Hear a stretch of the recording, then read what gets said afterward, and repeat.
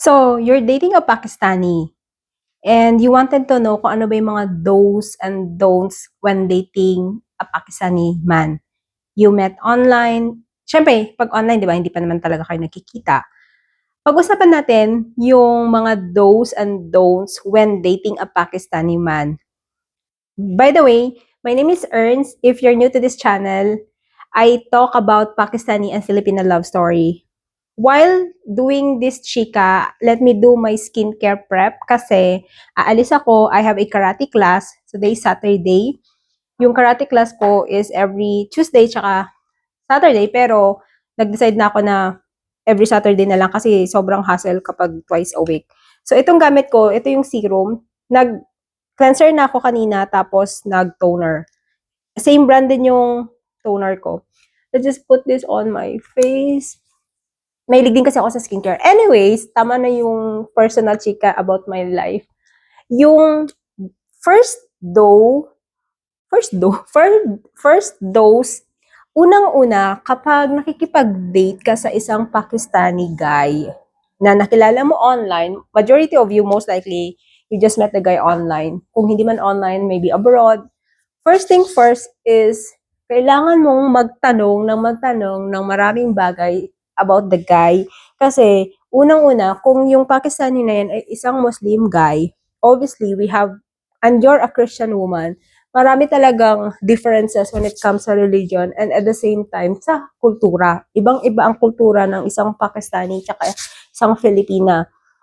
Tayo, kumbaga, we have the freedom to be with opposite sex. Sila, hindi yun masyado pinapractice na nakikipagsalamuha ang babae tsaka ang lalaki sa kultura nila. So, yun yung isa sa mga kailangan mong tignan.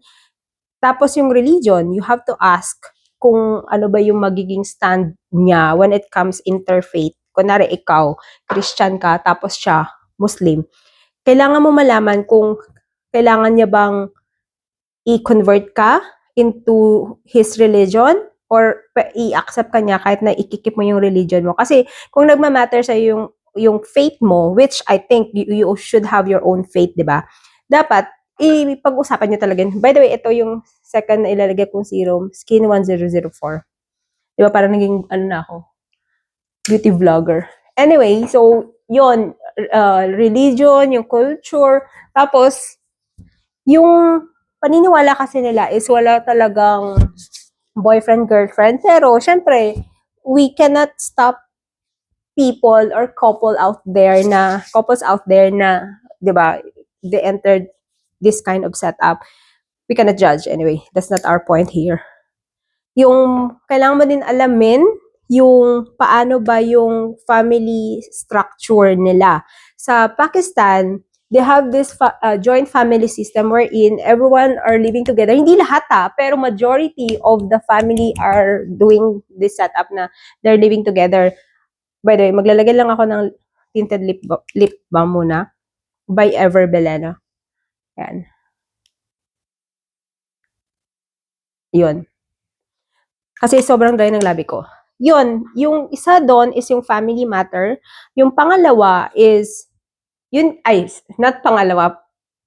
Sabi ko nga, yung number one is you ask questions as many as you can. Don't hesitate na mag-ask ng questions like how to know this kind of man. Kasi kung kung magpapatuloy ang relationship nyo, 'di ba? You have to really work on na kilalanin yung tao, 'di ba? So yung pangalawang do check kung yung taong yon is paano ba?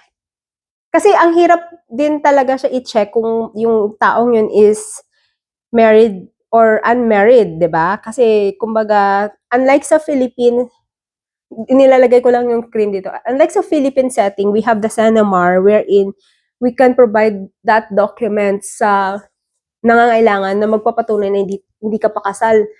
Pero sa Pakistan kasi, ang hirap niyang kuwain when it comes to the registration kasi marami pa rin ang mga nagpapakasal na hindi talaga nagpaparegister. Though, nire-require talaga siya na i-register kasi nga due to legality ng mga bagay-bagay doon. Kaso may mga certain people na hindi ginagawa yun, like kunwari, yung boyfriend mo, hindi ganun ka-educated enough, or kumbaga nagpakasal. Kasi allowed sa kanila ang nikah which is yung parang, ano lang siya, offer an acceptance wherein, kapag nagsabi na ba, will you marry me? Parang ganon. Tapos in-accept mo siya, considered na siya parang siyang verbal, pero yun nga, ngayon, kailangan na siyang i-register sa NADRA or sa Union Council, yung mga marriages sa Pakistan. You can ask your partner kung makakapag-provide siya ng unmarried certificate which he can get from the Union Council. So, yun.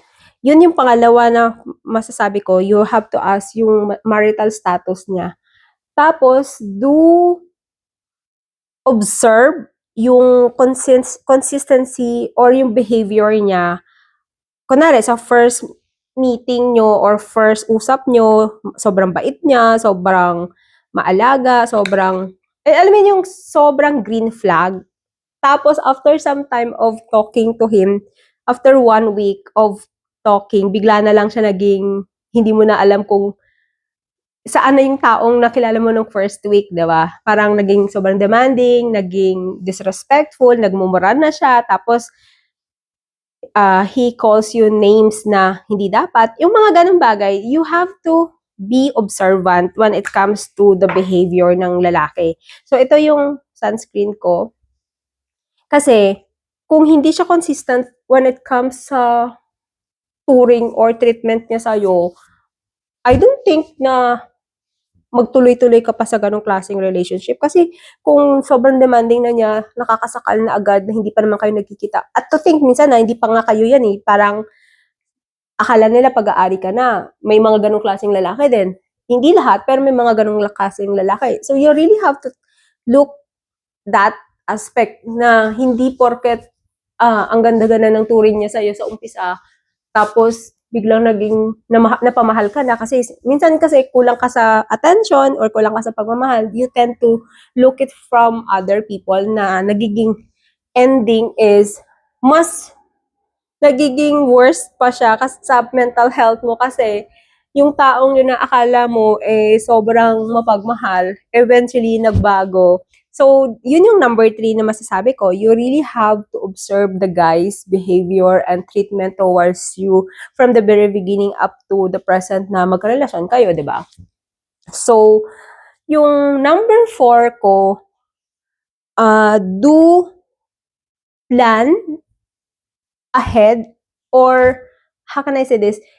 Alam mo yung, di ba, long distance relationship or online dating kayo, dapat makita mo yung direction nyo, kumbaga mag-plan na kayo kung ano ba talaga yung future na patutunguhan nyo. Kasi minsan, ang dami kong nakakausap na, kami LDR naman kami ng asawa ko, pero kumbaga, nagkita na kami, nagkasama na kami, so nakilala ko na siya talaga in person. May iba kasi talaga na years na silang magkarelasyon pero never pa nagkikita. So, you have to plan your future meet up. Hindi pwedeng online lang kayo kasi online, may tendency kasi sila na maging complacent kapag inalaw mo lang. Hindi ko naman sinasabi lahat, pero majority kasi nakikita ko at based din sa mga kwento sa akin.